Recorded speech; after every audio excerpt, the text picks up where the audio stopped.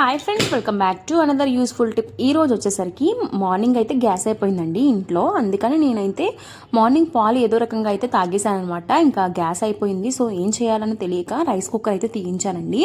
And ఈ rice కుక్కర్లో ఎలాగైతే అలాగా కూర అయితే వండాలి నాకు అని చెప్పి నేను ఈ రైస్ కుక్కర్లో అయితే నేను రైస్ అయితే వండుతాను, కానీ కర్రీ అయితే నాకు కష్టమేనండి. నేను ఎలా చేస్తాననేది టెన్షన్ అయితే నాకైతే ఉందనమాట. ఈ కర్రీ ఎలా వచ్చిందనేది మీరే చెప్పాలన్నమాట. ఇంకా నేనైతే ఆయిల్ వేసేసుకొని ఇంకా తాలింపులు అయితే వేసి ఆనియన్స్ కూడా వేసేసాను. దీనిలో తాలింపులు వేగిన తర్వాత ఆనియన్స్ వేసేసానండి. ఆనియన్స్ కొద్దిగా ఫ్రై అయిన తర్వాత నేను పచ్చిమిర్చి కూడా యాడ్ చేసుకున్నాను. కొద్దిగా సాల్ట్ వేసేసి ఇంకా నేనైతే ఫ్రై చేసుకున్నాను అనమాట. అండ్ ముందుగా కడిగి పెట్టుకున్న పాలకూరను కూడా యాడ్ చేసేసుకున్నాను. ఇట్లా యాడ్ చేసుకోవడం వల్ల ఏంటి అంటే మనకి మంచిగా అయితే కుక్ అవుతాయి అనమాట, సాల్ట్ వేసుకోవడం వల్ల. ఈ విధంగా అయితే మధ్య మధ్యలో చూసుకుంటూ అయితే నేను కుక్ చేసేసుకుంటున్నాను. చాలా ఈజీగా కుక్ అవుతుందండి.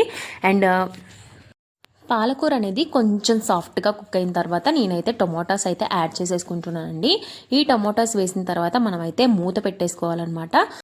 మధ్య మధ్యలో అయితే ఒక్కొక్కసారి చెక్ చేసుకుంటే చాలండి, సాఫ్ట్గా అయితే కుక్ అయిపోతాయి అనమాట. ఇంకా నేనైతే ఒకసారి మూత పెట్టేసుకుంటున్నాను ఇక్కడ. ఇంకా కుక్ అయిపోయిన తర్వాత చూసారు కదండి, ఈ విధంగా అయితే కుక్ అయిందనమాట. అండ్ నాకు రైస్ కుక్కర్లో కర్రీ ఎట్లా వస్తుంది అనుకున్నాను, కానీ ఇంకా నేనైతే ఈ విధంగా అయితే టేస్ట్ చేశానండి. ఇంకా టమోటాస్ అయితే కుక్ అయిన తర్వాత కొద్దిగా అయితే ఇందులో కారం వేసేసుకుంటున్నాను. అండ్ ధనియా పౌడర్ అయితే యాడ్ చేసేసుకుంటున్నానండి. ఇది కుక్ అయిన తర్వాత సాఫ్ట్గా అండ్ దీనిలో కొద్దిగా మనకి కావాల్సినంత వాటర్ అయితే వేసుకోవాలి. అండ్ టోటల్గా కుక్ అయిన తర్వాత మనం వాటర్ వేసుకోవాలండి. వేసుకున్న తర్వాత చాలా టేస్టీగా అయితే ఉందన్నమాట ఈ కర్రీ అయితే. అండ్ ఇందులో నేను కొద్దిగా పన్నీర్ కూడా యాడ్ చేస్తున్నానండి. అండ్ ఈ కూర వచ్చేసరికి పాలకూర పన్నీర్ కర్రీ అనమాట. అండ్ ఇది ఫ్రై కాదు, అలాగనే ఇగురు కూడా కాదనమాట. ఈవెన్గా కుక్ చేసుకుంటూ చేస్తానమాట. ఈ కర్రీ అయితే చాలా బాగుంది. అండ్ మా హస్బెండ్ వచ్చేసరికి చాలా బాగుందన్నారు అనమాట రైస్ కుక్కర్లో కర్రీ చేయడం.